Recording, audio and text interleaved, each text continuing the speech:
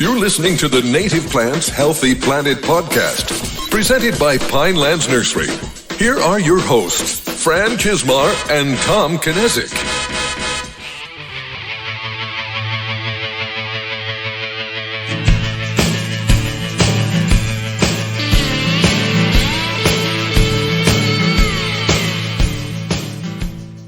Welcome back to The Buzz, brought to you by the Native Plants Healthy Planet podcast, presented by Pinelands Nursery. I am Fran Chismar. And I'm Tom Kinezic, and welcome to episode 178, where I usually say we're buzzing into episode 178, but I forgot to say the buzzing part. It's okay. Listen, I know we talk about the time warp all the time, but for the next couple weeks, because of travel and just the way our guests have lined up, like we're recording almost 2 podcasts a day. I kind of feel like we're going to have like 2 a day, Fred. That would be two a week. Sorry, 2 a week. I don't even know what I'm talking about. Else. Two a week, and I feel like we're going to be all caught up for November, the end of November by the end of October. Like it's for sure. It's crazy. So I know we did one yesterday, which was our live broadcast from Society of Ecological Restoration Mid-Atlantic Conference, which you will hear next week with Rebecca Swadek from New York City Parks. And then we're recording another one Tuesday, and we're recording a Buzz next week. It's just kind of crazy. It's like every week we have another guest lined up, even though those only air every other week. So this is your fair warning. If you're listening now, you just heard we have an episode coming out next week, but we also have to record our Buzz at the end of next week. And that's when we're announcing who won the copies of Camille Dungy's book, Soil, The Story of a Black Mother's Garden. And to enter for that, you have to submit a 5-star review with a little write-up so we know who's who. And then and also we did Spotify questions in that. And we have a YouTube comment that we're including in that. We have 2 books to give away. So we did decide we're going to – well, we never announced it on the air. We just said we would include everything. Yeah. But did we decide that one book will go to an Apple Podcast review and one book will go to all the other – like one from all the other ones? I think that would be an easy way to do it, but I don't know if that would be a fair way to do it. Just because there are significantly more Apple Podcast reviews compared to other reviews. Yes. So that would, if you had left the Spotify review, you would have way more of a chance. But I don't know how else to make it fair. Because otherwise we have to say, all right, this is how many YouTube, this is how many spot. You want to do that? And then we have X many Spotify, X many YouTube. Yep. Here's all the, here's the tricky part too. And technically, someone could leave a review everywhere and enter more than one. So technically, if you leave a YouTube comment, I encourage that. Yeah, I think that's a smart thing to do if you want to win this book. Is leave your comment on our YouTube, subscribe to our YouTube channel. Yeah, just download Spotify, start doing stuff there. So, but while at the conference, one of our colleagues, Amy Pia, has admitted that she listens to the podcast and wants to enter, but still has yet, after all these years, to leave an Apple review. There's a lot of people like that. Yeah. There's people who I wrote to us 2 years ago that I saw just left their first reviews. Yes. So now is the time. If you really want to be entered, and Camille was so generous to sign 2 books for us to give away, and I know she's anxious to see who wins. And I want to set some ground rules here. Too. I knew they were signed, but I didn't. It says Bloom and Thrive by Camille Dungy. Yeah. So I was going to make something up on the. I just couldn't come up with something on the spot. It said, I want to kill your lawn down with the patriarchy. No, that's not what the books say. They say bloom and thrive. Very happy message. Yes, very positive message. I would like to make a stipulation. Okay. We're going to announce the 2 winners on episode 180. Yeah. Now, granted, which and this is what my point. We're recording episode 180 next week, which means you better get in the review. Yes. In the next, if this is Friday, don't even wait till the end of the weekend. Don't risk it. Do it. We could end up. We don't know when to record episode 180 yet. Yeah. Probably Thursday, maybe Friday. No, I'm not here. Things could change. I'm not here Thursday. Not here Thursday. Okay, it's going to be. We're recording Wednesday. Tuesday, so we're either going to do it Monday of next week or Wednesday. So don't even let the weekend go. Get it in. But I want to say this because we've had this issue in the past. we're going to announce the 2 winners on episode 180. If we come back to record episode 182 and you have not claimed your prize, you lost out. Yeah, I think that's fair. I don't want to let it drag on. I say we quietly pick alternatives. Like when we pick the 2 winners, we pick 2 alternatives. Yeah, we'll pick a backup numbers. And we won't announce it. And just if you win and you don't claim it by the time we record episode 182, you have missed your opportunity, unfortunately. So this is a whole nother thing, and we're already spitballing. And we're not going to record episode 182 for it's till almost a month from now. Yeah. But thinking about reviews, in the sick part of my head is like, how many of those people still listen? Like some of the early, how many of those people still listen? I'm like, what if any of them have died?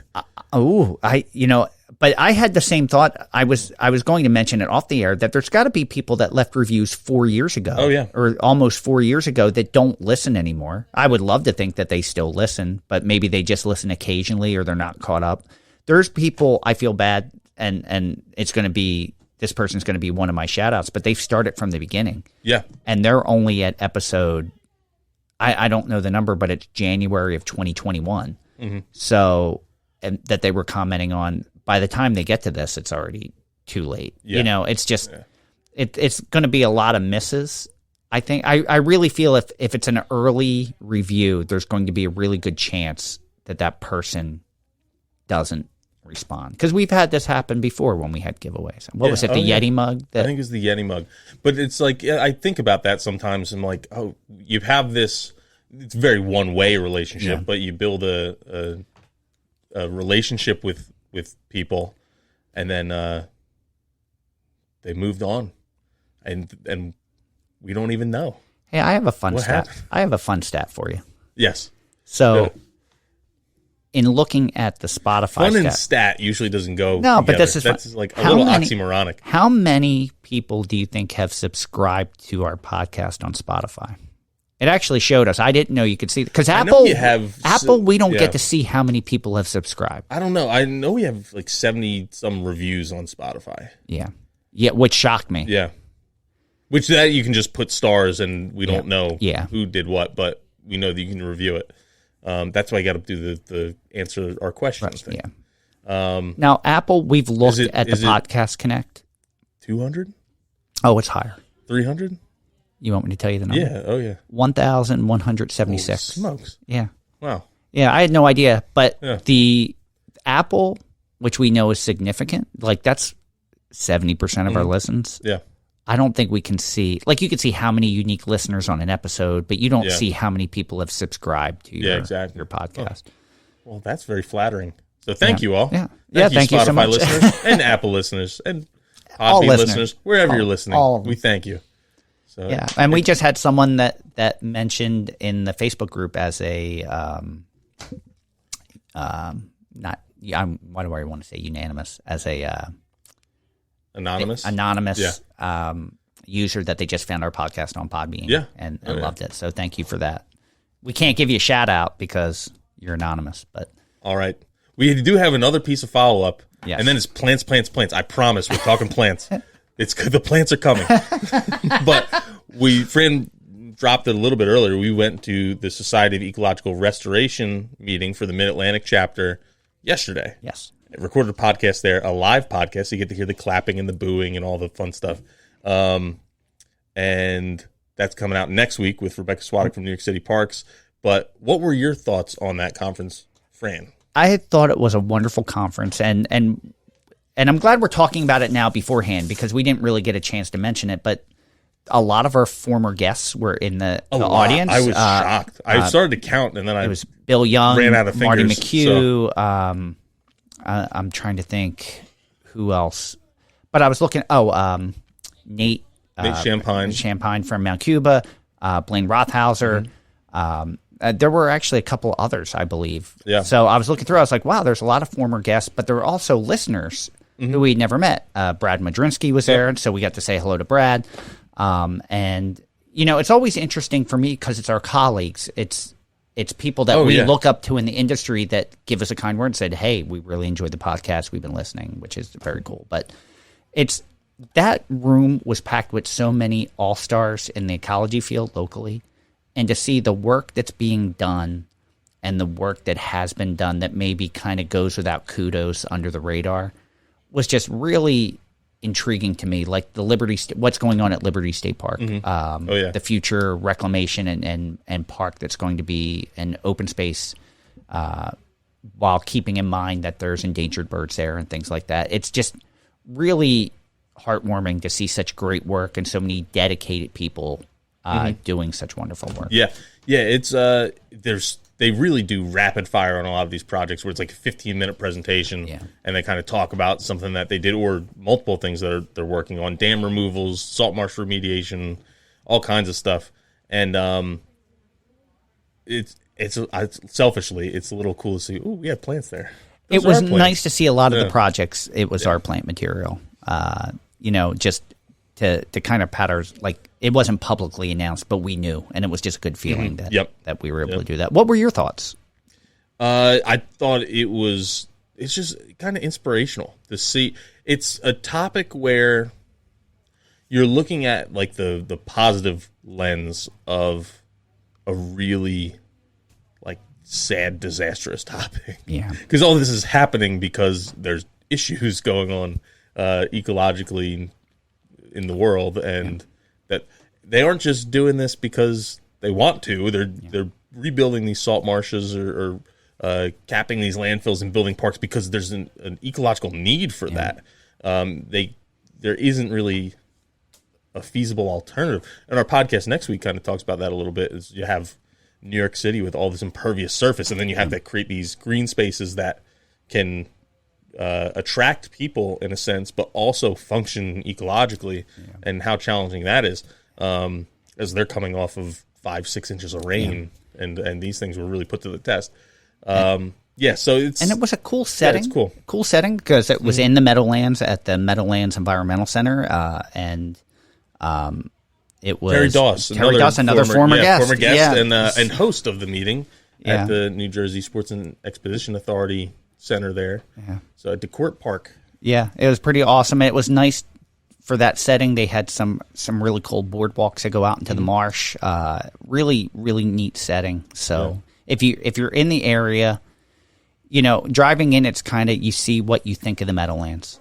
Yes. When you think of in the New Meadowlands. Jersey. Yeah. And then it's like, they had a whole day before the conference. They had a whole birding thing, like birdathon. I forget what Birdapalooza, Bird Fest, something like that. One of the ending things like that. But and I forget how many birds they said they saw, but they're listing off, and you're over 20 different species of birds that you're seeing. Even just when we were walking across the bridge from where they had lunch to where the conference was, it's like there's egrets that are fishing in the water. There's all kinds of things flying around. It's really, really cool. It was very, very awesome to learn more about the wildlife there, the birds there, and what they're doing. They had their ecologists speak just with what they're doing with birds, and it's making a big turnaround, that area. Yeah, and this is all in the shadow of the New York City skyline. Yeah. You're just across the Hudson River, and you're looking at Lower Manhattan. Yeah. You're kind of nestled between Manhattan and MetLife Stadium. Yeah, exactly. Where the Giants and the Jets play. So it's an interesting area, but there's so much that it offers, and I think it has a bad connotation that everyone's working really hard to kind of fix. So awesome, very cool. All right. Yeah, so let's now I promised you plants. We're getting to plants. We kind of talked plants. We talked a little bit of plants. We didn't. Well, I didn't talk about the Phragmites. The Phragmites that we saw. It is just mind blowing the amount of Phragmites you see, and the amount of restoration work that has occurred there, and still the amount of Phragmites that remains. Is mind blowing. But I can guarantee that Phragmites australis is not the plant I'm vibing with this week. So why don't we stop teasing it and get into That's Hot? It's hot. So, would you like to go first? Yeah, I can go first. And this is a plant I've done before. I've probably done it twice. And that plant is Helianthus angustifolius, which is swamp sunflower, because they take my breath away when I see them. Yeah. Especially this time of the year. It's we so have nice them in we have these like seed mix plot trials, like 10 by 10 sections. they aren't as impressive in there.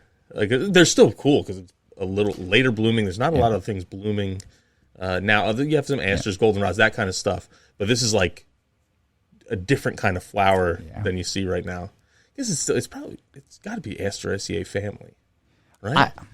I don't know.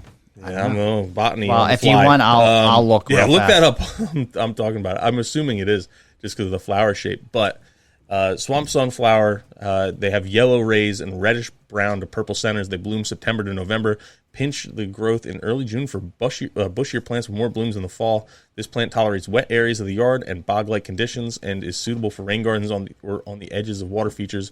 Used as a specimen plant or massed in beds. That information is from Jersey Friendly Yards. I lean towards massed in beds. I think you get huge impact from that. It glows. It's literally... We were over at my brother's house for dinner. He has a whole bunch of them planted next to where he got married. Unfortunately, it was raining, and they weren't quite blooming yet.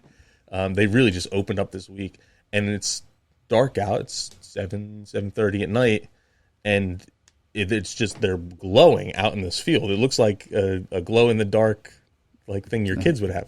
So it's really, really cool plant. And it is Asteraceae family. I figured. Good call. Yeah. Good call.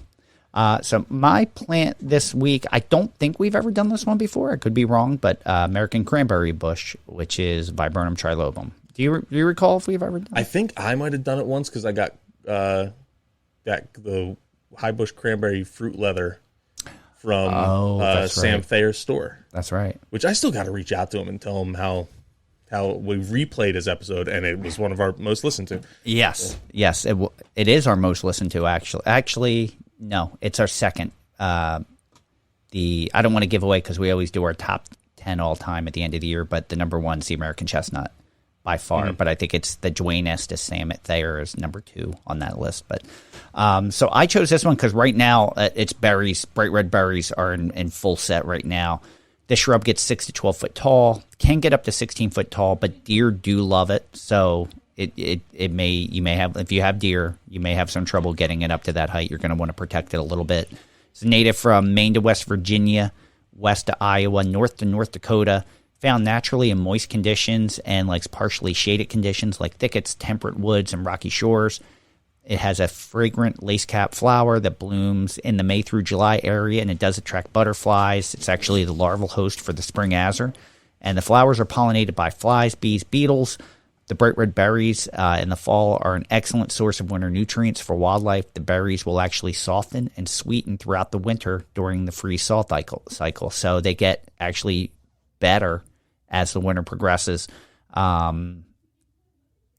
The berries are loved by cedar waxwings, robins, and songbirds, and they're also loved by raccoons, chipmunks, squirrels, and rabbits. Yeah, so, I think that's a great choice. Yeah. We have some out on the nursery right now that are just so loaded, and the berries are so big and so bright. It's beautiful. I have one that I planted 3 years ago that I finally fenced off this year, and it got up to about 2 foot. So that's cool. The deer had been eating it back to a foot every year. Yeah. So I finally protected a little bit, and it got some height. So I'm hoping that soon some of the shrubs I planted 3 years ago are finally getting to the height that the deer are leaving them alone a little bit. So I'm hoping to get some fruit. Mm-hmm. Yeah. Like my elderberry finally flowered this year.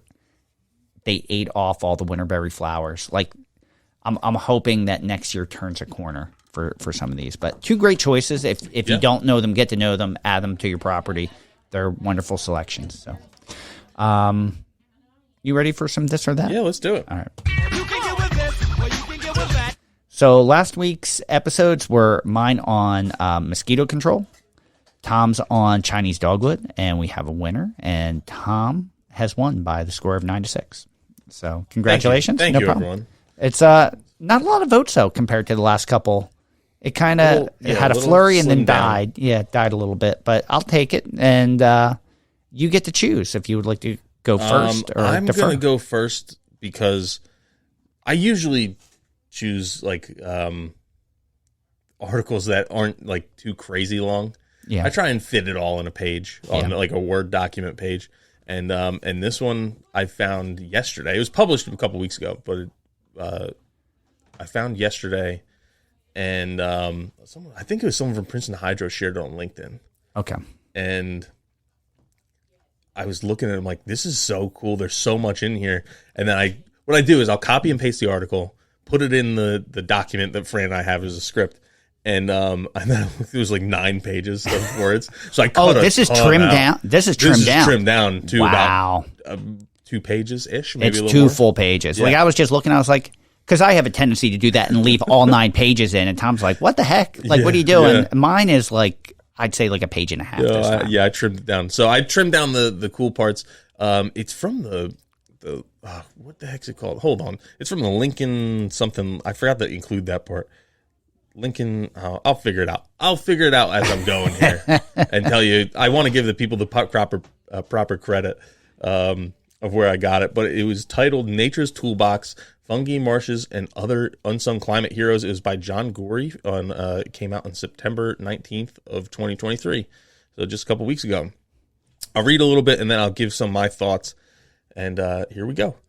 Climate change is no longer knocking. It kicked down the door this summer. Wildfires, not wildflowers. Wildfires destroyed more than 33 million acres of forest in Canada's worst ever fire season.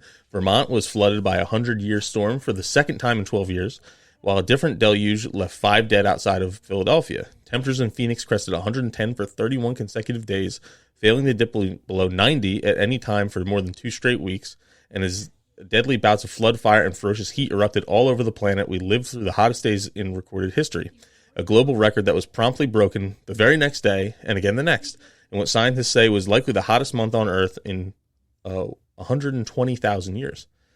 Given the urgency of the climate crisis, every workable solution to limit further warming and to transition our economies off of fossil fuels deserves exploration. I'm really struggling today, Fran. This dire situation demands technological advances, of course. Indeed, technology has alleviated so much human suffering, it's tempting to heave all of our hopes squarely upon its back. Like desperate sports fans expectantly looking to their team's star player to pull off just one more spectacular play as the clock runs out. But we can't overlook the importance of allowing and encouraging nature to heal its own ecosystems as part of our climate strategy, and nature's toolbox can be surprisingly effective. Trees are often touted for their small miracles they provide, especially in urban areas, as they cool streets, clean air, and reduce stormwater runoff while pulling carbon dioxide from the atmosphere. But how many people know that microscopic forest fungi process twice as much carbon as the United States emits each year, or that a small marsh can sequester 10 times as much carbon per acre as a forest, or that restoring even a small fraction of bison populations across parts of the American prairie could help those grasslands absorb more carbon than all of Great Britain emits in a year? Honestly, that's basically the article. Is the answers to those questions. I'll read some more and then, like I said, give my thoughts. So starting off with marsh magic. Hundreds of millions of people around the world live near salt marsh or similar coastal ecosystems of mangroves or seagrass. But many people don't realize that these unassuming tidal wetlands are also busy trapping carbon at an astonishing rate, 10 to 40 times faster than the forest. There are 2 reasons salt marshes, mangroves, and seagrass beds are such powerful carbon sinks. One is that their vegetation grows very quickly, says Hillary Stevens, Coastal Resilience Manager at Restore America's Estuaries. There's lots of photosynthesis, a lot of pulling of carbon dioxide out of the atmosphere, she explains. But the real magic of the marsh is its salty, soggy soil. When that vegetation dies, it falls to the bottom of the marsh and gets buried in a network of roots and sediment, where it will remain indefinitely saturated with briny water. The anaerobic environment slows or even stops the decomposition process, allowing the carbon in the plants to stay stashed in the soil for hundreds or even thousands of years. This underwater vault is known as blue carbon. While forests are also excellent at trapping carbon, Stevens says, they're more likely to release it through events ranging from wildfire to decomposition. But the carbon in marsh soil can remain there for centuries if that area remains inundated and undisturbed. Of course, that's a big if when there are humans around. The United States alone loses an estimated 80,000 acres of coastal wetlands each year due to a combination of development and sea level rise. Even many surviving marshes have been ditched and drained over the years, allowing air to reach the long submerged soil and turning powerful carbon sinks into leaky CO2 emitters. A lot of our remaining marshes aren't particularly healthy, but halting the continued loss of coastal wetlands would have the biggest climate impact of all. We would love to see better protection for existing blue carbon ecosystems, Stevens says, along with more coordinated government approach. 2 pillars of Restore America's Estuaries Blue Carbon National Action Plan. A little bit on the marshes of some of the stuff I cut out is we've found it was really good forage for cattle, basically, and animals. So they would drain the marshes so they could better harvest the salt hay to feed the animals. And that caused a lot of issues because, like we said, the salty water is kind of what stops decomposition and allows that sediment to accrete. Yeah. And kind of what we talk about today is actually keep up with sea level rise. Not a lot of places it is doing it fast enough to do that, but in some places it is. And one of the strategies they're using is, and we talked about it actually on the podcast yesterday, is the podcast coming out next week that we recorded yesterday, is they're cutting down some of the salt marsh hay, putting it in these old remnant ditches, and then they stake it down so it's stuck in place. And then when the water comes in, it slows down that rush of tidal water, and then eventually that stuff doesn't decompose because it's being flooded twice a day and keeps it from decomposing. So then you're filling those ditches back in naturally. That's one of the I don't want to say misnomer. One of the things that the author writes in the intro about letting nature heal itself is we're letting it heal itself, but with a helping hand. Like we're doing things to let it heal itself because it wouldn't.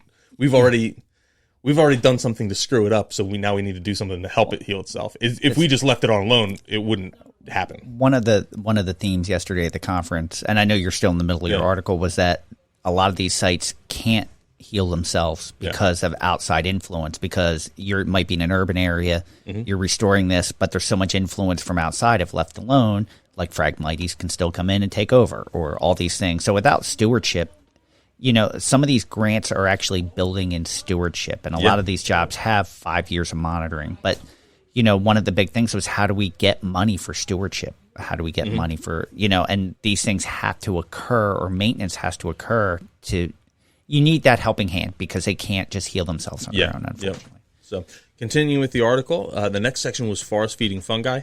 One of the main roles of those fungi in forests is decompose plant leaves, roots, and other plant parts and other dead microorganisms, and most of the activity happens in the soil. I don't know who I'm quoting because I cut it out of the article.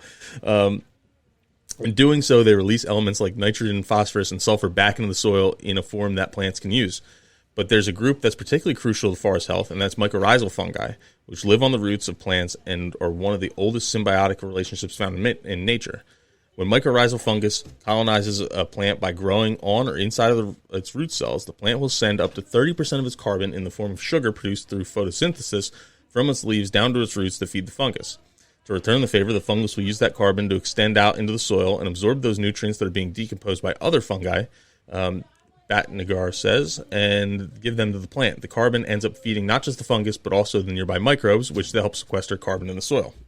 A study published in June estimated an astounding 13.12 gigatons of carbon fixed by plants each year is allocated to mycorrhizal fungi, at least temporarily. It's not yet known how much carbon is retained in the soil long term, but even half of that would represent more than the annual carbon equivalent emissions of the United States, and the researchers suggest that fungi could be essential to reaching net zero.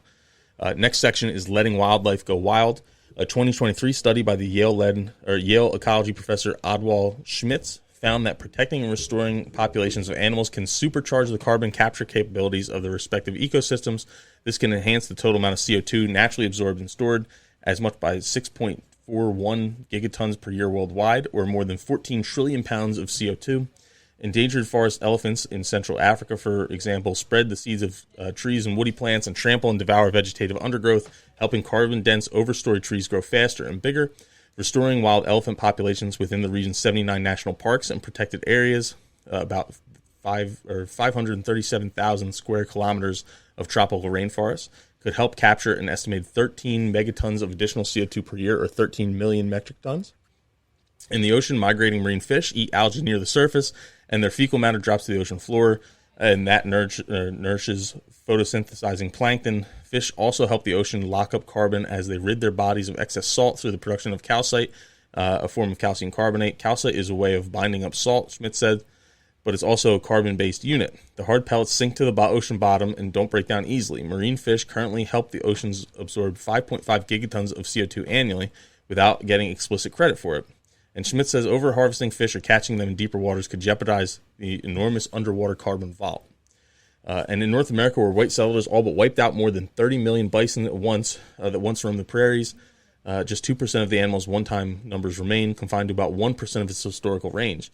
Because heavy herds of grazing bison help grasslands retain carbon in soil, restoring their numbers across even a fraction of the landscape, less than 16% of a handful of prairies where human conflict would be minimal, could help those ecosystems store an additional 595 megatons of CO2 annually, the study found. That's more than 10% of all the CO2 emitted by the United States in 2021. We could restore up to 2 million bison in parts of the prairie states where they're going to have very little conflict with people, and in doing that, you'll be able to take up enough carbon to offset all of the prairie states' fossil fuel emissions, Smith explains. So a lot going on there. There is so much more. I really encourage everyone to read the entire article. You know how they give estimates on like how long it takes to read something? It's 17-minute read, 17-minute read. So I took about 6 minutes here. Cut a lot out, but not all of it. But there's so much more information in there, and it's what this really showed to me is it's important to have complete functioning ecosystems. You need to have the habitat, which is going to be the plants primarily. Then you need to have the fungal networks because they are really important. And then you need to have the wildlife interacting too. When you have all three and it is across acres and acres and acres, you have something that is actually not just able to keep up with climate change and human emissions, but maybe even help reduce or capture that carbon and offset a lot of the impacts that we're having, which is so important. And it's just it's something that's hard to recognize in your day-to-day life because it's, I got to drive my kid to school, or I got to pick him up from dance class, or I got to do this, I have to do that. It's but doing that is creating carbon emissions, and then you have, it's also where the roads go used to be habitat for something. So it's a double-edged sword in a sense. Yeah, I like that it's pointing out that there's no silver bullet. It's not just, we'll plant more trees, we'll create another forest, and that will fix everything. That's going to handle it all. It's not. There's so many different ecosystems. You have oak savannas, you have savannas and glades, and you have your marshes and your grasslands and your temperate forests and all these different vernal pools, all these different little ecosystems and habitats, that it's not just creating one thing that's going to fix it all. Yeah. Another thing we learned yesterday is the state of our salt marshes isn't great. And it's with sea level rise, there's a lot of things, there's a lot of encroaching factors that kind of hurt these things every day or make their job harder to accomplish. So I like that it's saying, hey, I think I had an article a month or two ago about California with studies with mushrooms and carbon capture. And it's just, I like that we have to keep thinking about all of these different types of restorations to move forward. You can't just focus on one. It's not just trees and it's not just grasses. It's a little bit of everything. So I appreciate the detail that they went into for this article. And it goes into much more detail than I cover here. But it's just I don't know. It puts it's very hopeful, but it puts a lot of things in perspective. Man, our day-to-day lives are causing so many issues, and like Fran, how you were just saying, I'm getting off topic or off track of what I was about to say, but what you were just saying about you need a diverse approach. There isn't one single bullet. I think the salt marsh example is the best part. A salt marsh can only be in that tidal area around the coast. You're not putting a salt marsh in, you're not putting this kind of salt marsh in Kansas. It's tidal salt marsh in Kansas. We have found out through the podcast that there are salt marshes in Nebraska. I know they're in upstate New York. In Syracuse. I'm sure there's in some other areas too, but you don't have tidal salt marshes there. And so while they can be highly functional in capturing carbon and sequestering carbon. They're in really prized development zones. Well, I think we're starting to realize that, oh, you know what, maybe we shouldn't develop there we shouldn't have developed there because of the impacts with coastal storms but so it's really prime development zone, and it's a really narrow band that they can exist. So while it's a sequestering carbon along the New Jersey coast, does that help the impacts that are happening in Syracuse, New York? Yeah, and to an extent, the stuff that's running the water that's coming downstream, but is that distance too far for it to really help? No, and the other thing too that they mention is where human impact is minimal. You know, because it's great if you have a functioning marsh, but not if you have constant impact on that marsh, or if you're logging a forest, you're not really doing the same. You know, it's and so many of these places don't have minimal human impact, unfortunately, and they're not restored or recreated. Most of the time, they take into account human interaction. Yeah. Because they want human interaction with nature. So it's that the conservationist, preservationist, restorationist dilemma is, as a restorationist, we want people to, a lot of times, we want to have a public-facing side of this restoration so that people can see how important it is. Yes. Like the one, the Liberty State Park project they were showing the video of, they had like a bird blind. And this is actually a really cool idea. So it was like a slatted, probably 8 feet tall, of slatted wood, and it was big, and it was like a big circle walkway, and it's sitting high, looking over the marsh, looking at the New York City skyline. But it had this slatted wood so that the birds would have trouble seeing the people, but a person could go and kind of like peek through the slats and see the bird activity that's going on. Why that was important to do is because if that blind wasn't there, the birds probably wouldn't come that close to where the people were, except the ones that were getting fed. Yeah. So that was just a really interesting strategy of how you can still have that divider line where we're not having the major human impacts on animals and the environment, but still have them interact, which is what we need in those kind of, because otherwise, like, you're going to have human traffic there from sunrise to sundown every single day, and it's going to become there's some surveys that have been done on like the human impacts on not all wildlife, but some wildlife. Yeah. Things like mountain lions that just don't want to be near people. Those kind of things. If you have people around, they're not going to be there. And there's some birds that are like that. There's other things that are like that.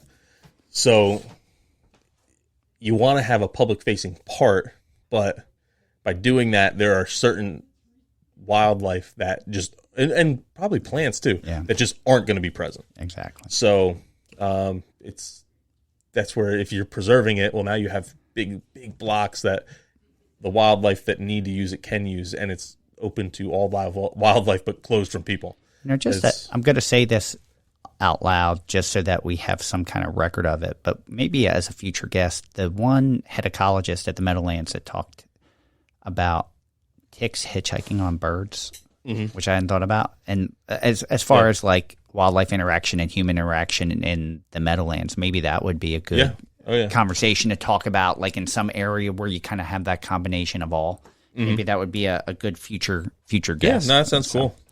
Awesome. That's a great article, Tom. I really like this one. I have one that's actually shorter. It's not too often that I have the shorter article. You're right. But my article this week is called How to Save Plants from Climate Change. The answer may be the language of their tissues and physiology. This is by Holly Ober from the University of California, Los Angeles, and I found it on phys.org. Let's see here. So redwoods and oaks that thrive in California's coastline and coastal mountains might soon start finding it harder to survive. Human-caused climate change is altering the temperatures and rainfall patterns to which those and other trees are accustomed, and may have already been pushed close to the edge of what they can endure. Identifying suitable new habitats will soon become a matter of life or death for some of California native species, according to Lauren Sack, a UCLA professor of ecology and evolutionary biology. But if those trees could talk, where would they tell scientists they wanted to live?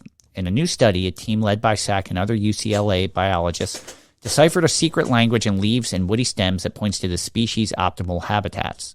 Scientists could use that information to better identify new locations where they could establish new populations of plants and to develop better protections for their existing habitats. Surprisingly, scientists and conservationists don't yet have a reliable way to determine the optimal environment for any given plant species. They tend to base their judgments primarily on the locations where the plant species currently grow, but for many plants, their current habitats aren't ideal. California, for example, has a wealth of species unique to certain climate niches and found nowhere else in the world, but agricultural industry and urban growth have pushed many of them to the edges of their habitats, and climate change has only exacerbated the problem. So while it might seem logical to move species to habitats like those where they're currently located, or to only protect their current habitats, either approach could imperil the species' future survival. The new research published in Functional Ecology describes a statistical model that estimates each species' preferred temperature and amount of rainfall based on its height, the size, the wilting point, anatomy and chemical composition of its leaves, and the density of its wood. Then, using the data, the scientists created a statistical model that predicts what temperatures and rainfall amounts each species preferred, not what it could tolerate. The model also enables the scientists to estimate how mismatched a plant is from its native climate. Plant species can directly reveal to us their climate preference and their vulnerability to potential climate change in the language of their leaves and wood, said Sack, the paper's senior author. Now that we know this, if you give us a leaf and a piece of wood, we can give a good scientific prediction of where the plant prefers to live. We are tuning into what the plants are telling us about their preferences in the language of their tissue and physiology, aiming to help them survive escalating climate challenges. SAC working with UCLA postdoctoral scholar Camila Medeiros and other international team analyzed 10 distinct leaf and wood traits from more than 100 species in a range of environments, mostly within the University of California Natural Research System. The ecosystem types the scientists analyzed: desert, coastal, sage scrub, chaparral, montane wet forest, mixed riparian woodland, and mixed conifer broadleaf forest cover about 70% of California's land area. The correspondence of leaf and wood traits with species climate is striking, said Medeiros, the paper's first author. For example, species native to warmer, drier climates tend to be shorter in stature, with thicker and denser leaves and lower wilting points, traits that enable them to continue photosynthesis when water is scarce and grow faster when the water is more readily available. The reflection of species' preferred climate in their wood and leaves evidently arose from millennia of evolution that matched plant physiology to climate across California, Medeiros said. We also found that many plants in the ecosystem we sampled were occupying locations that differed in climate from what we estimated to be their optimal niche. As climate changes ensue, we think this will tend to aggravate the sensitivity of many species, including common trees like the California buckeye and shrubs like the purple sage and California lilacs. Scientists have long been divided over whether plants' functional traits could be used to accurately predict their climate preference, and until now, no test combined all of the available state-of-the-art measurement technologies, for example, vapor pressure, osmometry to determine plants' wilting points with advanced statistical modeling. Some previous studies analyzed individual approaches one by one, but our study was new in simultaneously applying all of them, and this gives us an unprecedented predictive power, Medeiros said. Medeiros also said the approach could be used to help prioritize which threatened species are most in need of conservation. So I thought it was interesting, like the fact that they can help predict this is amazing, but just when applied, that they can look at some of these plants and go, this is where they're living, but this isn't where they should really be living. This isn't their, they've managed to adapt through climate change over the years or environmental change, and they're living, but they're really being pushed to their edge, and if this changes more, we might lose them. And I never really thought of, just throughout time, you could say, oh, this plant historically has lived here for hundreds of years, but how much has that condition changed over 100 years? And is it really in its ideal thing? Now, we know wetland indicator status developed by U.S. Fish and Wildlife which was, I think, an act of Congress where they went in and they actually surveyed all the plants, picked different regions, if the regions changed, just what their natural occurrence was in wetlands. So you kind of have an idea like this plant, an obligate 99% of the time is found in wetlands. But has that changed over that? What would that a model have been 200 years ago or 250 years ago? Just because that's where they're occurring now, is that where they belong? I just thought that was a very unique observation. That's an interesting component, and it's that makes me wonder how much has changed since they did the initial designations. I'd assume that there's people who are going out and changing those designations. I don't know. They did. Yeah. There used to be like a plus and minus system, so something could be facultative plus or facultative minus, and I know they've done away with that. I'm curious, if you were to redo that survey today, how many plants would change what that initial range was. Yeah, but with your article, it seemed like they could get more specific than that. Oh, definitely. I'm just naming one way that we keep plants now before this, but just their wilt. How do they phrase it? The wilting point. That's something I hadn't really considered. And what is each point's wilting point? Like, we see it in the nursery. Oh, yeah. Like, if you have a hot day or really, like, say you miss a cycle on a watering, like what triggers that plant to wilt? And that's not even really in a natural setting. That's in a controlled setting. Yeah. It's Verbena hastata, real quick wilting point. Yeah. Iris versicolor, you can let them things stay dry for a while. Exactly. But those are plants that they have that fleshy. I'm trying to think. Blade that probably holds more moisture. Iris versicolor is an obligate. Verbena hastata is facultative wet, right? Yes. Yeah. I've never seen them. I'm sure it's happened. Yeah. Anecdotally, I haven't seen them. Where I see a lot of Verbena hastata, I can't say I've seen much iris. Yes. I've never really seen, honestly, most of the plantings I've seen most of the iris I've seen have been from plantings. I don't know that I've ever naturally come across iris in the wild.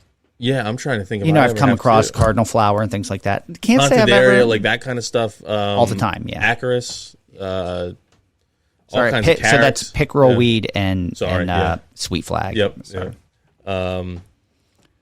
Yeah. All kinds of that. Yeah, I don't think I've ever seen iris in the wild either. You want to know a good little trick? This is for all the pawpaw hunters out there, and morel hunters too. Yes, and any kind of mushroom, and really, it's any plant you want to look at.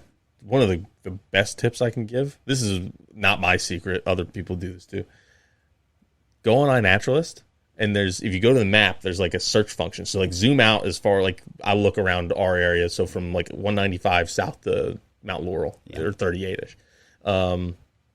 And then I'll zoom out to that area, and then I'll search, like I did it this morning. I searched Asimna triloba, and then I just see where other people found them and put them on the map. And some people are doing it because they know what it is. A lot of people are doing it because they don't know what it is. They're trying to ID it.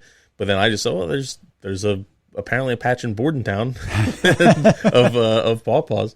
And the morel folks are they're onto that trick. They don't do it as tightly, but I know where there's a patch and it's somewhere close. I'll let you know. Pawpaws. Yeah. So, it's right down the road, actually. Yeah. So that's your little trick if you want to take a hike, you don't mind like getting out in the woods a little bit and want to find certain things. That's a great way to start. Because then you're like, I know that this should be around here. And it's a little tougher when there's only one instance of it. It's like if you have multiple instances in that area, you're a little bit more. Because I've done it before where I was like, I took a picture at our farm and then I don't ID it until I get back to our nursery, and I didn't have the location settings turned on in the pictures, so I had a whatever. Yeah. This is very technical for even for me. But yeah, that's a great trick. To see, that is a great trick. Do that right now. So I want to see where people saw iris versicolor around here. All right, so I'm going to also write down Paw, so I can tell you off the air because I don't want to give away the location. You don't want to do it as today's secret, Fran? No. I'm good. It's on private property, so I can't do that. That would be wrong of me. But anyway, 2 fantastic articles. You have Tom's, which is on Nature's Toolbox, fungi, marshes, and other unsung climate heroes. You have mine on how to save plants from climate change. The answers may be in the language of their tissues and physiology. On Monday, this vote is going to go up on our Facebook group, and you will get the choice to vote. And make sure you do because... And of course, the choice is yours. Stay tuned for more of the Native Plants Healthy Planet podcast, presented by Pinelands Nursery.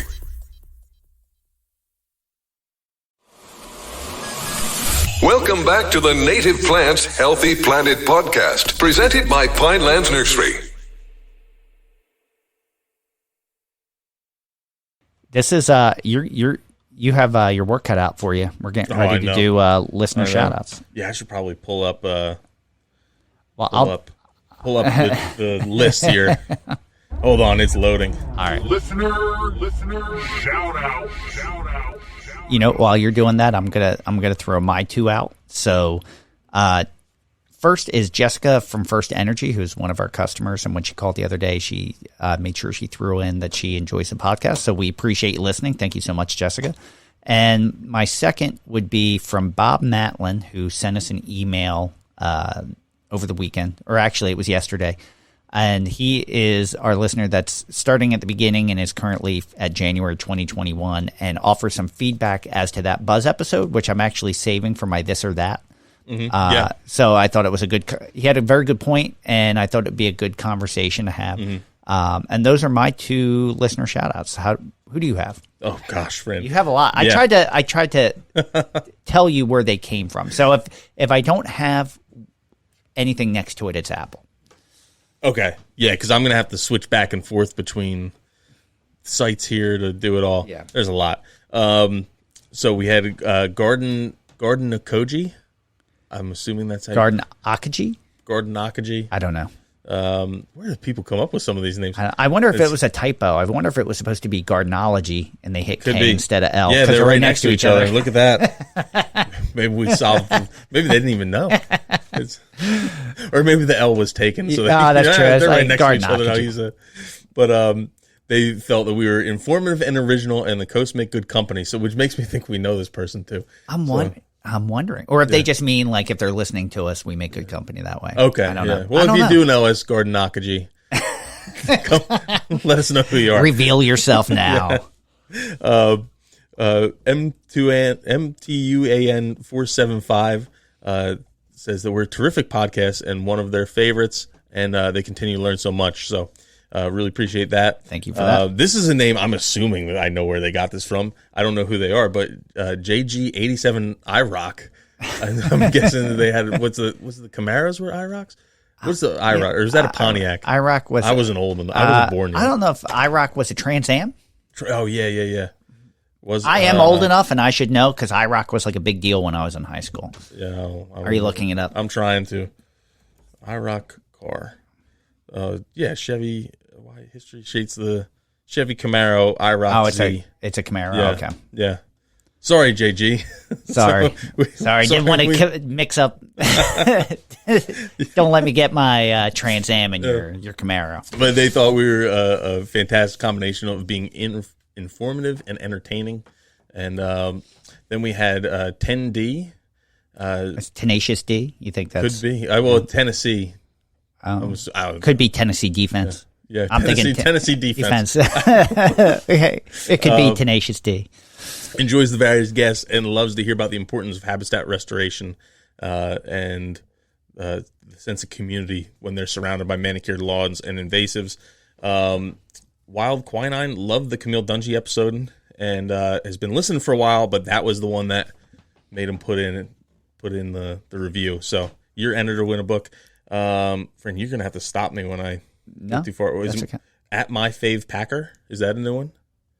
I'm not reading on your list. You know Did I do what? that one already? I think we've done that one already. I think that was the last one. Why don't you, since you brought it up, why don't you say it? We had My Fave Packer. Yeah, because yours is backwards of mine, too. Yeah, I think that was, I'm pretty sure that was the last episode. They thought we were a great team and gave us a big thumbs up. I think I did that one, too. Now I'm reading it. Then, let's see. We had Rent 8 left something on Spotify that I don't know how to look those up. So thank you very much, Rent 8, for putting that in there.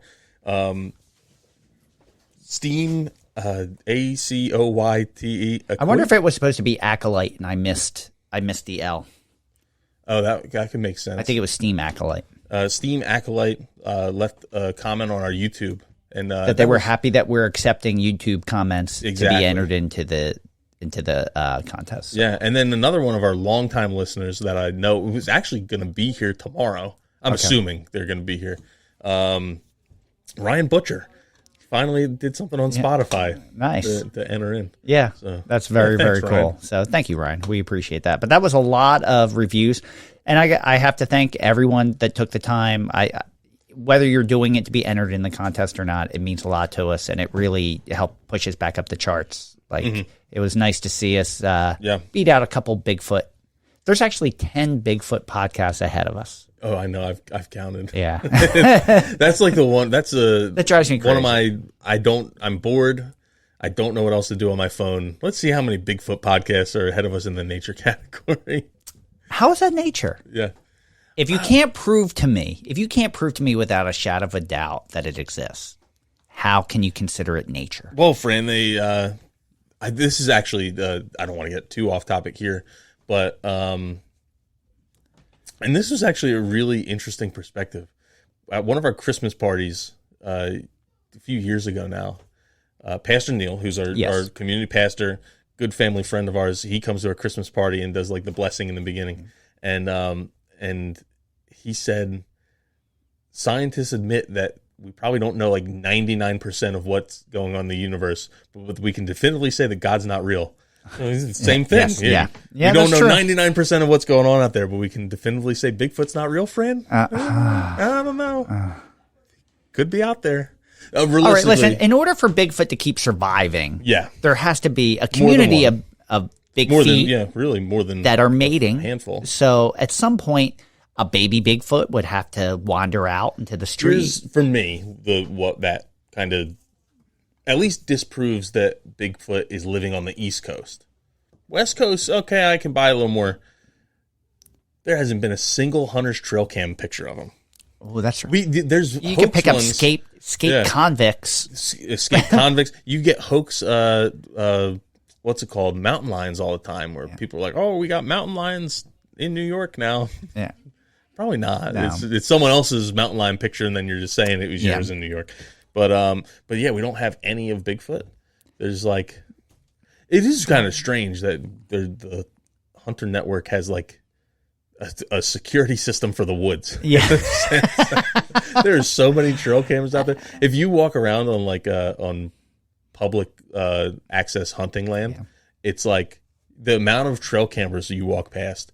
And then I'll look at something like, why would you put it there? All right, that's not just that. Spot. For an animal that big, I hate that we're having a Bigfoot discussion, but for something that large, all right, is it a carnivore? Is it an herbivore?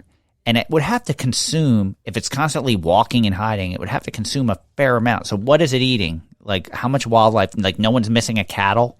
Or no one's like, oh, my tree's just stripped all of a sudden? Well, I think that happens all the time. And that's where the Bigfoot rumors come from. Okay, all right. But have I ever talked about mountain monsters on here? No. My experience with mountain monsters? All right, let's hear it. Well, you want to save it for a secret? My secret that I did have was really not that much of a secret. All right, let's do it for the secret. Okay. Mountain monsters. Yeah. All right. There you go. All right. I'm writing it down. All right, so we don't have any questions this week, but I see that you do have a Grow Read a Book. Yeah, how long have we been doing this? An hour. Okay. So, yeah, I can throw it in there. All right.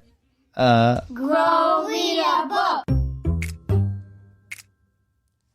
I like books. All right, what do you got? So I've been reading a lot of books by David Grann recently. Okay. He's probably, most people are familiar with either this book, The Lost City of Z, or one of his other books, which is Killers of the Flower Moon, which is a Martin Scorsese movie that's about to come out, I think, this month, early next month. And that's, I think, about the formation of the FBI. Oh, And wow. I just started listening to that one last night, actually. And that's basically, it takes place in Oklahoma on the Osage Reservation. Okay. And the part I've gotten through so far is the Osage were plains people, lived in Kansas and I think Nebraska, and then got kicked out of their land by white settlers. And actually, Little House on the Prairie, Lure in Wild, that's where they moved, was okay. that area. And they got kicked to like northeastern Oklahoma. And then turns out there's a ton of oil under their reservation. So they all got rich. And basically you had these really rich Native American people. And then their servants were white people. And it was just the interesting dichotomy of the times where you had like what was considered a lesser class of people being the ruling class over the premier class at that time. Or how a lot of people thought back then. Anyway, that's the other book, or another book you wrote. I also recently listened to a book called The Wager, which had was very interesting, but had a lot less to do with what's it called? Plants. And not that this book didn't even have that much to do with plants. It was just more the concepts of it followed the story of this guy, P.H. Fawcett, who was a lieutenant colonel in the British military, and prior to that, in World War II, he was like an acclaimed explorer, specifically in the Amazon jungle, and goes to or he's exploring all through the jungle. World War I starts, goes back, fights in World War I. Then he's like in his 50s, goes back to the Amazon, raises money. Like basically, the United Kingdom didn't have any money to support his explorations anymore. So he fundraises on his own and ended up going back. Ended up bringing his son and his son's friend, and then they all vanished. They just disappeared, never to be heard from again. And there's all this speculation of what happened to him. Did they decide? And there's like it was a pop culture phenomenon back then that's even lasted almost to today, where you had all these people go searching for this guy because they were like, what happened to him? And they would go in the Amazon and go, and a lot of them went missing or died. Bigfoot? Maybe. It could be Bigfoot. But the interesting part was just how they treated the native people in that area. And the book talks about the native people and how they often treated them as savages. A lot of them were perceived to be cannibalistic and may have actually even been cannibalistic. Oh. So that's some of what they think might have happened to him. Is there's one of the tribes that didn't like people or explorers coming in and just kill them, and then you're never to be seen from again if the right people get you. Yeah. Just because that was one of the interesting components, is that interaction between explorers, Europeans kind of moving in, and the native uncontacted or lightly contacted tribes that were living really, really remote. How unhospitable these places were for people who didn't know how to deal with them was another really interesting component of that book, with just not the insects, the wildlife, the fish. And then you had, on the flip side, these native people who were thriving in these environments. And historically, the lost city of Z was said to be a ancient city that rivaled any European or Middle Eastern city at their heyday, that dated back thousands of years. And like they were saying, there's tens of thousands of people lived in the city that were all native people, and it was with contact with Europeans kind of caused disease, and then it just collapsed. Yeah. So yeah, it's just really interesting, that relationship. And the third thing that was really interesting is they talked about how fast you'd have, like they did find like these massive cities in the Amazon in South America, like Machu Picchu is one. Oh yeah. And just how reclaimed they were by the jungle. Really not even that long after they were abandoned. And it was just like, it was walking through and they're like, if we hadn't looked in this exact spot just by chance, we would walk right by, never knew that this was a giant piece of civilization at one point. Now, you probably have recognized it, and you don't have, like, the before knowledge to compare, but you've driven to Pleasant Run to their nursery, which is on the grounds of the former Princeton nurseries, which I was employed at before here. There was a huge, on the corner of Ellisdale Road, there was a huge shipping yard. It was all stone. There was a block barn, and there was a wholesale yard. When you drive by that now, granted, it's been 16 years. Actually, no, it's probably been 13, 14 years since they closed the doors. But like within a year since they closed their doors, nature reclaimed it. Like you'd go by and you're like, oh my God, this looks like it's been deserted for 40 years, not 4 years. So when I drove by it the other night for the Pleasant Run Gala, I was completely shocked. You couldn't even see through the woods where that shipping yard was, and nature completely took it over. So and it happened so quickly, and that's in a little bit more of an open setting, like not urban, but a suburban setting, that happened that quickly. Mm-hmm. So I can imagine in a place surrounded by nature, it going away pretty quickly. Yeah. No, it was a fascinating story. Really not necessarily plant related. The Wager and then this book were very much tied into British exploration. Gave a lot of the background of British and then Victorian era explanation to an extent. The Wager was kind of predating that, and then this book post-dating that. But just a really fascinating story, and just how afterwards, after he disappeared, the family didn't give up hope that they had died. They thought, oh, maybe they were adopted by a native tribe. Yeah. Maybe they found this El Dorado of sorts and decided to stay. Yeah. Maybe they were picked up by cannibals. Maybe this happened. Maybe that happened. And there was just like all these stories. And then there was a lot of people who were trying to capitalize on that and say, well, I'm the one who I was the last person to see him. And this is what happened to him, and try and write their books and make money off of it. But then the author eventually, with this story, went and went into the Amazon himself. Not to necessarily look for, this was 80 years after the fact, not necessarily to look for Fawcett, but to kind of finish or tell the story in a sense.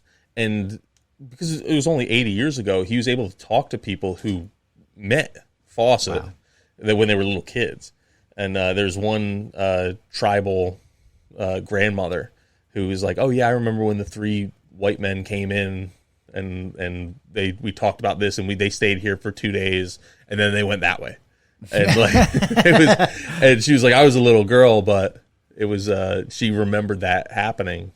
And because I'm sure that was quite the event. Yeah, and he kept kind of like piecing things together, and it was like there was a story where they'd stopped at a cattle ranch. It was in the middle of which was kind of an interesting thing to me, is they're talking about, oh, we're in like such a jungle and no one had ever set foot here before outside the native tribes. And then all of a sudden they're at this cattle ranch. And I'm like, wait, so how did the cattle ranch get there if you got there?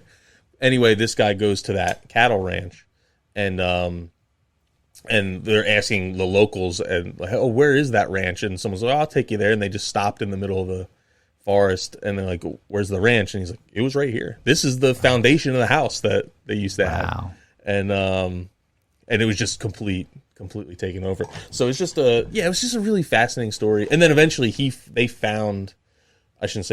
was another explorer that they reference along the way in the book who was actually living with one of the tribes, and he found like an ancient city. Okay.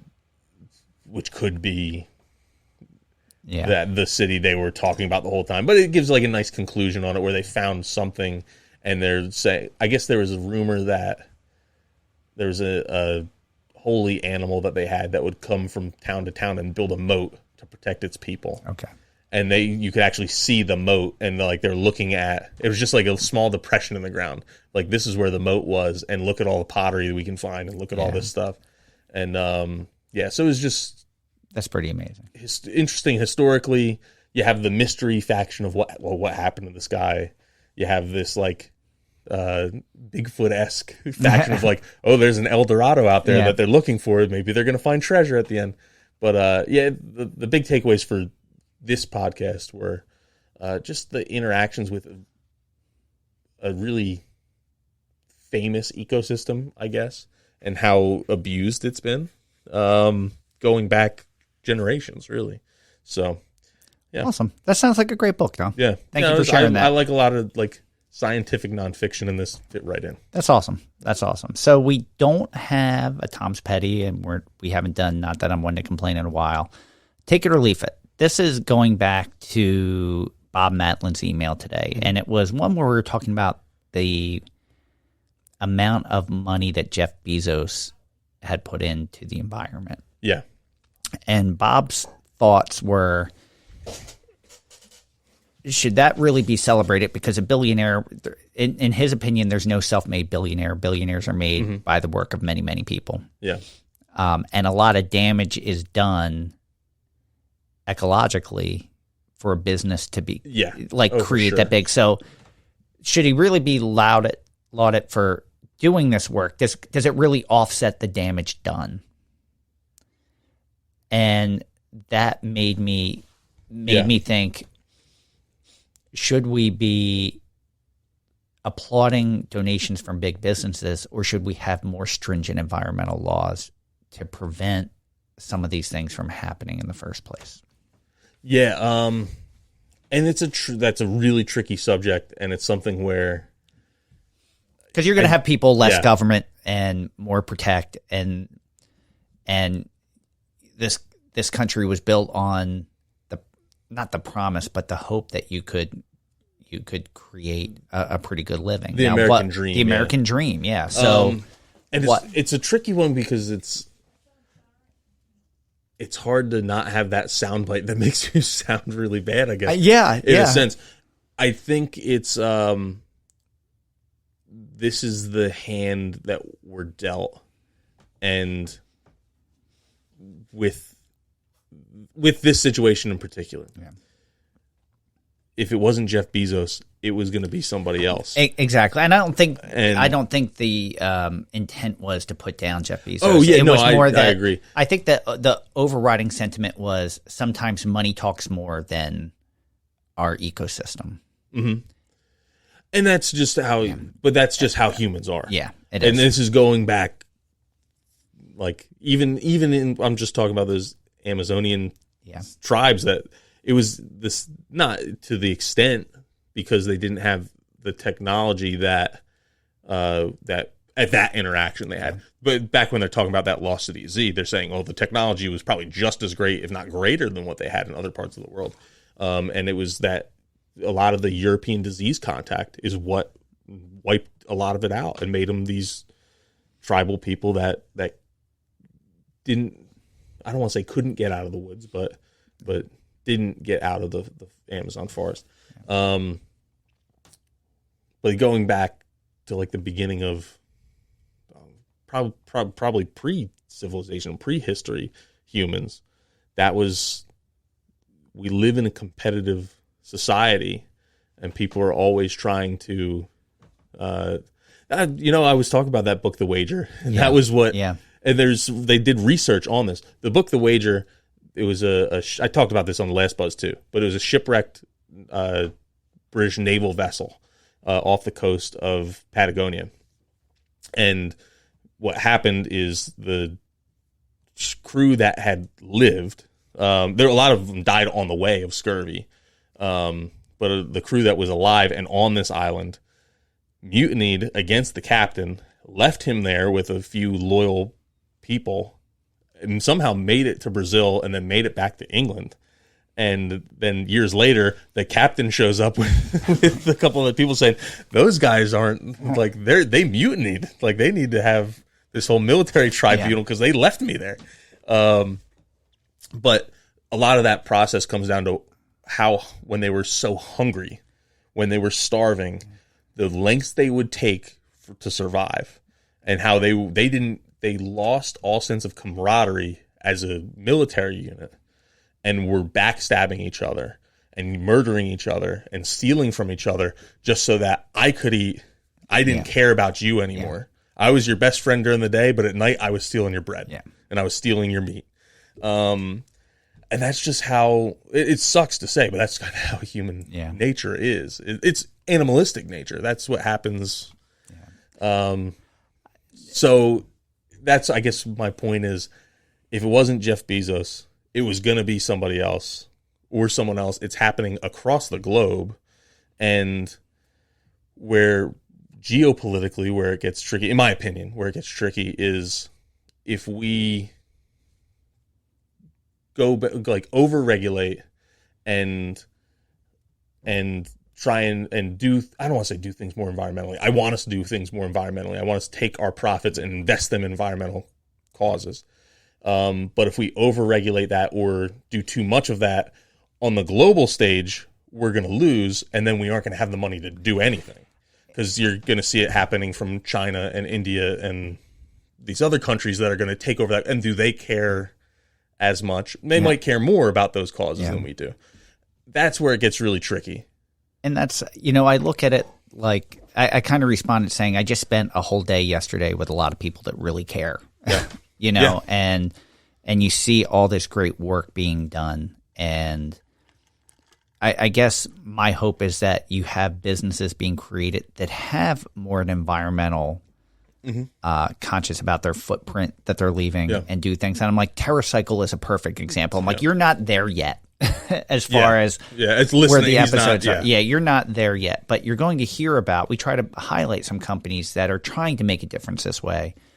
And hopefully it's a small movement, but over time that movement becomes much larger, and you can change the mindset of some of these companies and have them make more of a difference. Like, I'll take it, because you're right.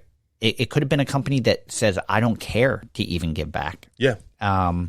So I'm not saying he's a champion for doing so, just saying it's appreciative that you're doing that work, because you don't have to. And you hope that some of these companies take a more environmental approach in how they do business.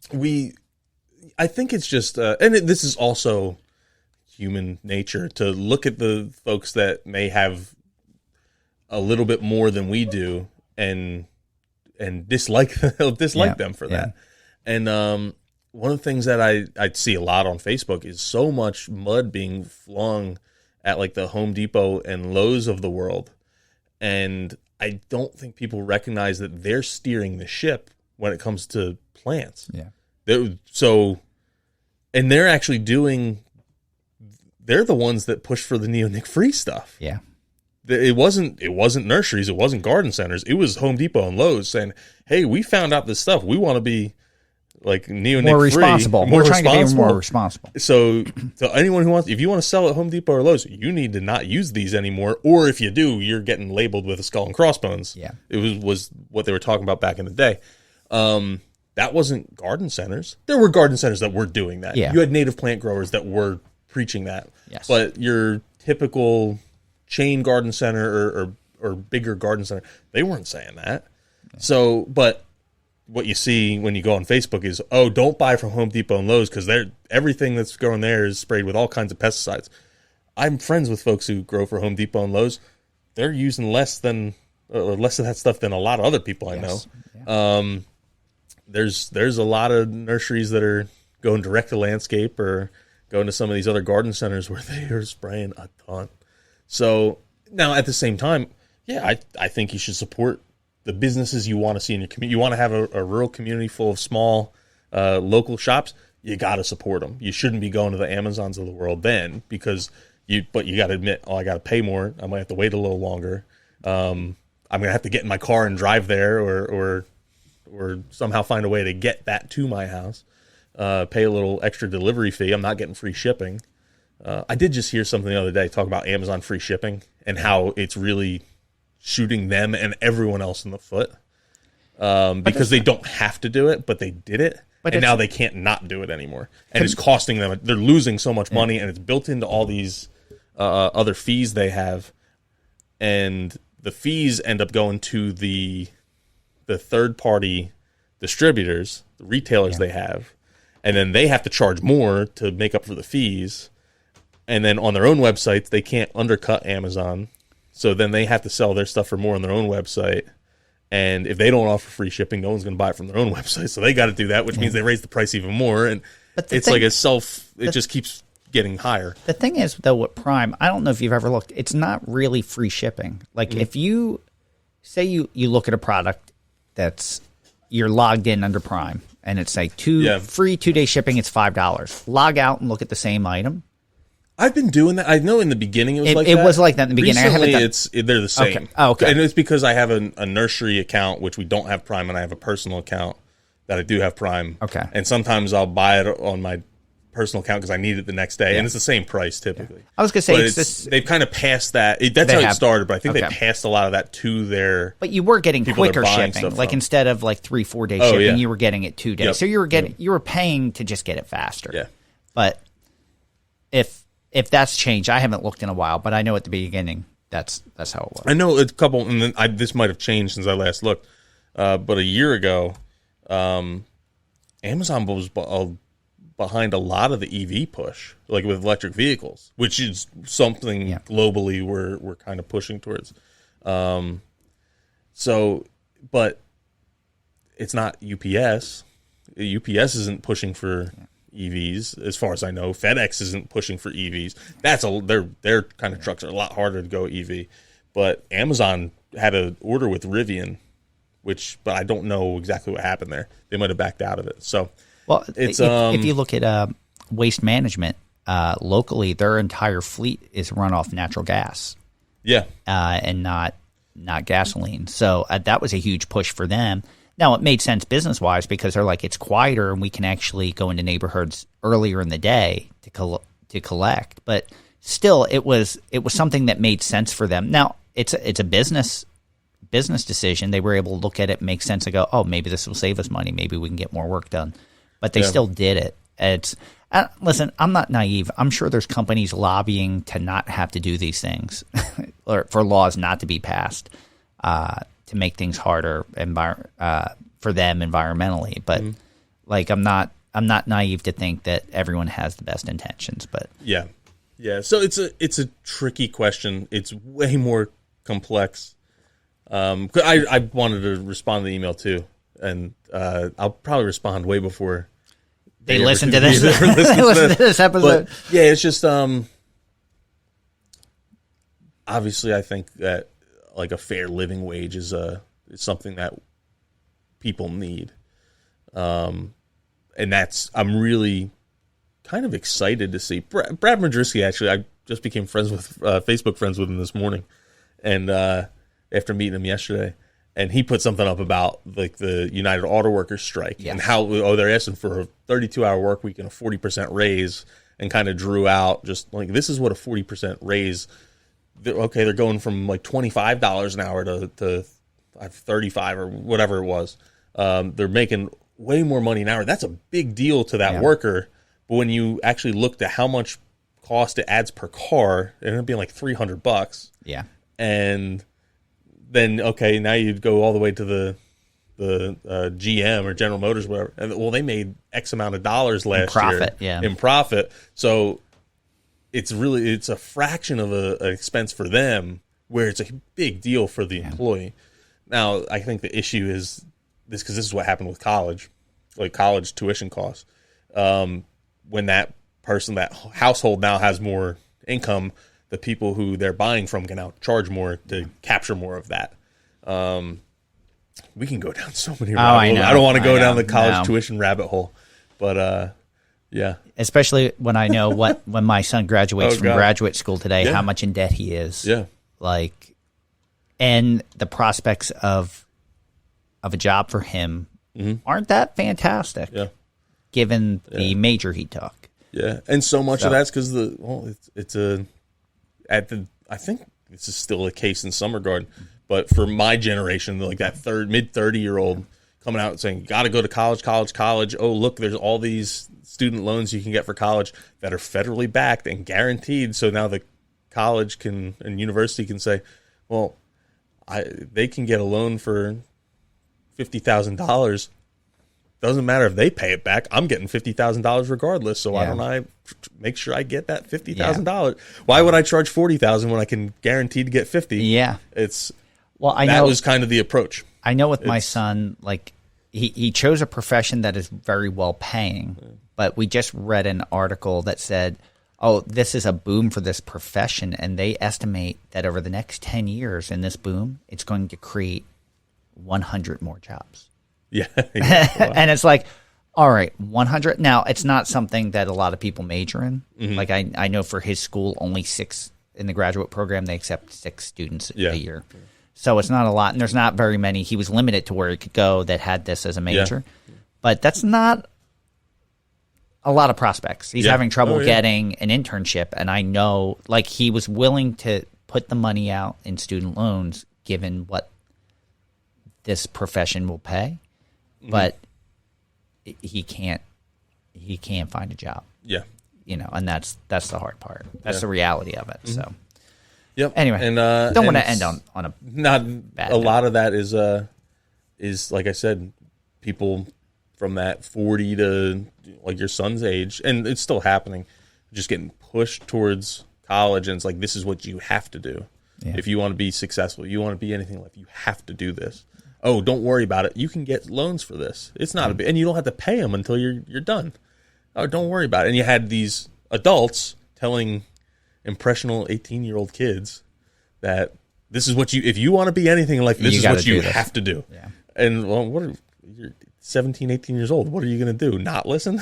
That's I really feel like I'm of the last generation that you didn't have to go to college to have a career. Now you still don't have to go to college. You can go to a good trade school, and you can I look at plumbers, electricians, and the careers that they have, and I'm like, it's not easy work. It's hard work, but you can still make a really good living. My brother-in-law he works in construction, and he just turned 30 and is no college degree.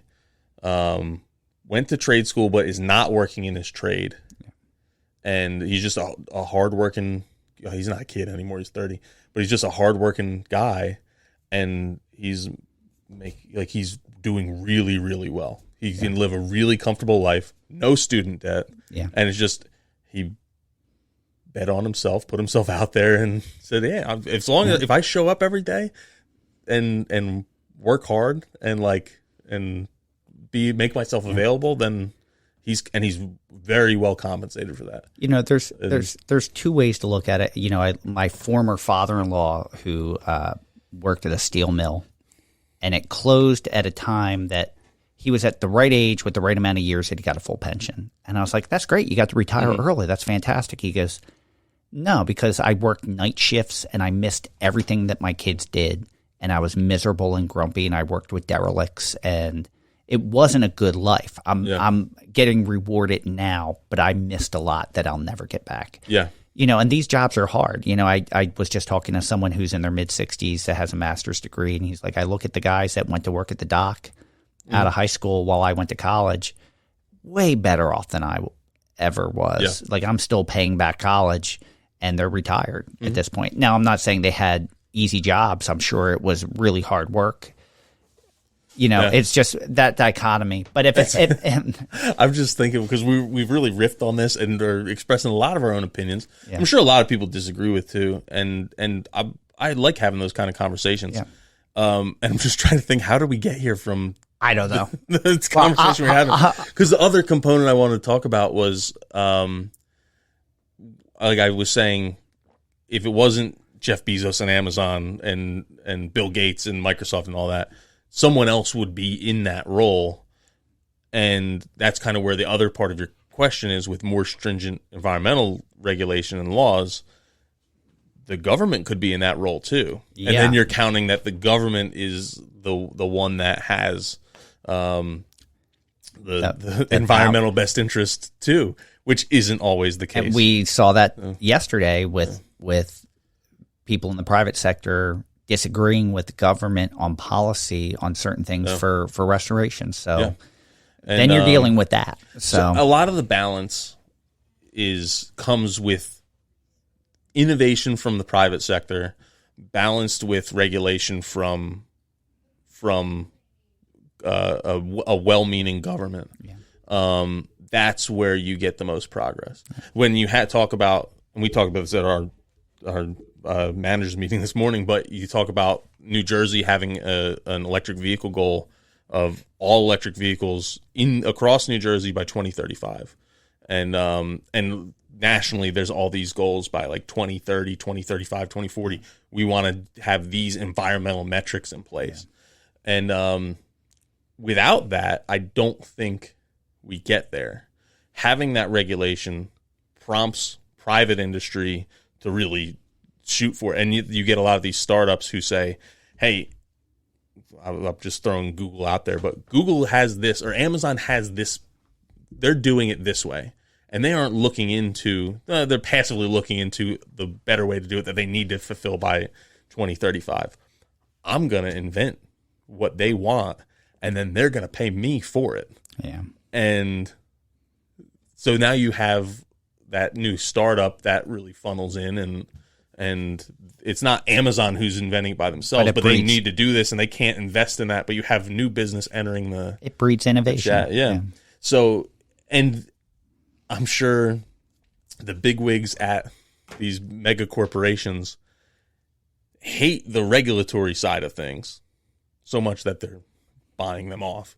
And the regulatory folks don't understand why the business won't just do what they ask them to, but it's that back and forth and that push and pull that really drives us forward. And that's how we'll meet these environmental goals. It's not by overregulation and just completely sacking private industry or private industry trying to do it on their own. You need to have that push and pull to get where we need to go. And we hope to have a future episode with a guest that we have already talked to that exactly exhibits that. Yes. Of both the regulatory and the private sector coming together to come to a solution. At least that's my opinion. Like I said, I'm sure other people have different opinions on it. I don't think I really stated any opinion. I really said a lot of opinions there. Probably too many. Yeah, I don't think I like really to keep said myself anything. with a lot of this stuff, but I'll we're end in it the this echo way. chamber right now. I'll end it this way. If anyone needs an intern in the industrial organizational psychology field, I have the young gentleman for you. Let me know. Oh, yeah. Reach out to me, info@nativeplantshealthyplanet.com. So there you go. All right, cool. Well, thank you for joining us today. We hope you enjoyed listening to The Buzz. Thank you, everyone, for listening to Native Plants Healthy Planet, presented by Pinelands Nursery. As always, huge thank you to RJ Comer for our Buzz intro theme music. Make sure you stream or buy RJ's music wherever you consume your music. And thank you to Dave Bennett for our Native Plant Anthem. Let's get you to upload that. Someone in our Facebook group showed some precedent where if AI creates it and you put the work behind it, you can undoubtedly upload that to Spotify and Apple Music. Let our listeners get their hands on that. You can follow us on Twitter at Pineland Nursery, Facebook at Pinelands Nursery NJ, Instagram at Pinelands Nursery or Native Plants _Healthy Planet. Also YouTube at Pinelands Nursery. Don't forget about the question and comment line. Call us at 215-346-6189. I will repeat that, 215-346-6189. Ask a question or leave a comment. We'll do our best to play it on a future episode of The Buzz. And a big thank you to all the new and old, I should say, new and old members of the Native Plants Healthy Planet Facebook group. Thank you for being a part of our community and keeping the conversation going, even when we hit stop recording. Yeah, for sure. You can buy Native Plants Healthy Planet merch at our website, www.nativeplantshealthyplanet.com. Just click the link at the top, brings you to our Teespring store. We don't keep any of the profits from that. The profits actually go into a little PayPal account that we hold until it reaches like about $500. And then we say, hey, you know what? This is an organization that really impressed us. We had a really cool conversation with, whether it was on the podcast or off. And someone we think the money will go a long way with, where $500 will make a big impact. So you're not just getting a fashionable T-shirt that spreads a great native plant message.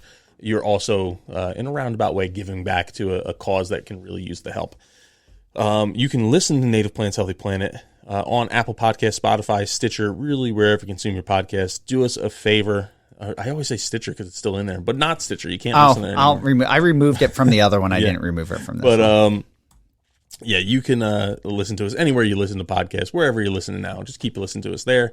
Unless you want to up your chances of winning Camille Dungy's book and comment everywhere. You comment everywhere. So if you do us that favor, we're sweetening the pot by offering the chance to win the book. But we did say we would accept Podbean comments on Podbean as well. So don't forget that also. Leave us a 5-star review. Leave comments. Subscribe. Those things all go a really long way into helping us achieve our mission of native plant authority in the world. I'm just kidding. We don't take ourselves that seriously, but we appreciate having our message received by so many of you. So, and if you think other people would be interested, share it with a friend. Fran, my original secret was as I was reading my article, I realized how many like hundreds of thousands numbers there were, and I remembered how much I struggle with saying them properly. I always say like 600,000 and 20,000. I always stumble through. I did okay. I really took my time, but that was going to be my secret. So that's your bonus secret. All right. My other secret, I feel like I have shared this, so this is why I wanted it to, is we used to hunt on a property in West Virginia. That was a guy from town, moved down to West Virginia, from our town in Columbus, New Jersey, moved down to West Virginia and had this property down there. And we said, oh, you know what? We'll go hunt. So we'd go leave Thanksgiving night, have dinner. I forgot about that, yeah. We'd drive down there, and then we would go hunt for usually like a half a week and then come back to New Jersey and go back to school. And the relationship, we had a bunch of people from our town do it. Yeah. The relationship between the guy who moved down there and my family didn't really sour, but it soured with some other people because he invited, I guess he was approached by some TV producers if they would let them shoot a TV show on his property, and it was called Mountain Monsters. And they were using some of like the blinds and tree stands that some of the other guys in our club put up. And I guess they caught them down there one time, and they were really upset. And then they went to the owner of the property and said, hey, you can't, if we're paying you for these rights, you can't let other people using our stuff. And he said, it's my property. I can let them do whatever I want kind of thing, and kicked them off. But yeah, there was a show, I forget what channel it was on, but it was called Mountain Monsters. Oh, and it was I don't know it. All the Bigfoot, like adjacent stuff. Okay. Like Mothman. It's a lot of like the southeastern stuff. Mothman, the Wampus Beast. I think that's the one they shot on this particular property. I'm trying to remember. There's like the Kentucky Grassman. They're like had these crazy names. I got to look them up because there's so many like wild ones. Mountain Monsters. I know Mothman. I do know Mothman. Let's see.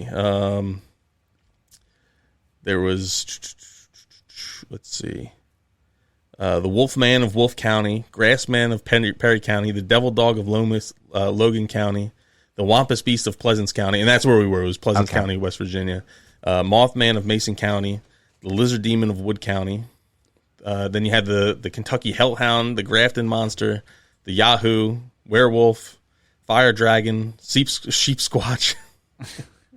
You want to take your Sheep Squatch? You want to take your Sasquatch up to another level? Think of Sheep Squatch. Listen, that's our next podcast pitch. The Sheep Squatch. You had the Shadow Creature, Wild Bill's Bear Beast, the Death Cat, the Snallygaster, Cave Creatures, Hogzilla, the Bloodless Howler, Grassman's Revenge. Then you had a bunch of Bigfoot. They had the Bigfoot edition, season 3. And it went 3 seasons. 4. Wow. Oh, season 4. It was season 4 was another Bigfoots all over the place. Wow. Then you had season 5 with Secrets of the Dark Forest. Let's see if there's any other really good names. Yeah.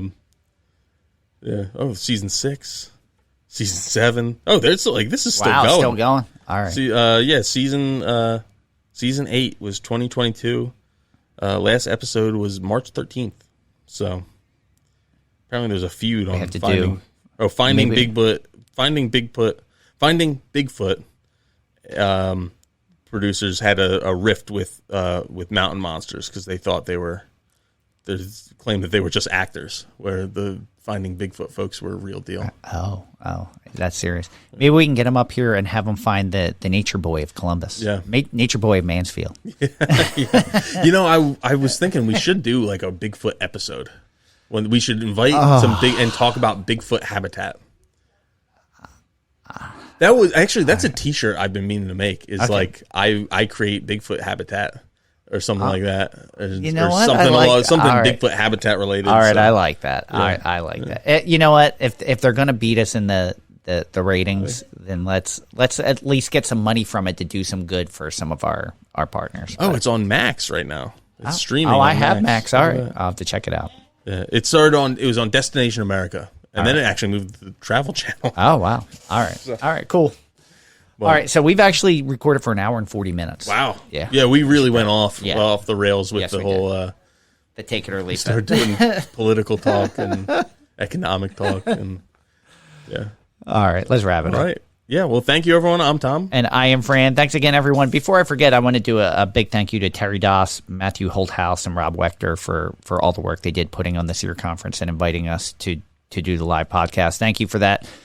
Coming up next week, let's see, who's our guest next week? Oh, it's the SEER conference. It's a live podcast with Rebecca, why am I drawing? Swadek. Rebecca Swadek. Thank you. So we'll see you again next time. And until then, keep it native.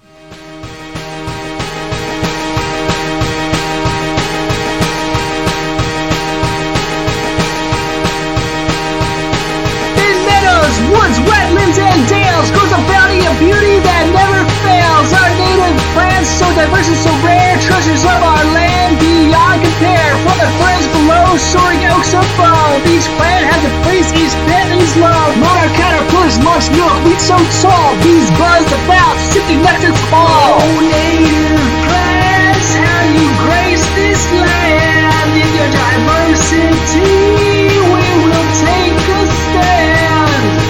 To preserve our generations of calm, their beauty and potency second to none. To protect and preserve the earth, to restore the native plant movement you just can't ignore. Goldenrod, asters, and flowers galore. Monarch is so stunning, can't help but adore.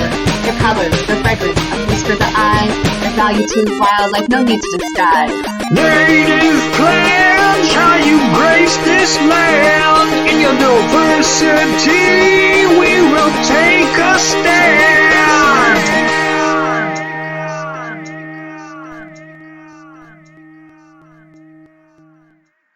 Thank you for listening to the Native Plants Healthy Planet podcast, presented by Pinelands Nursery. Remember to like, share, follow, and comment.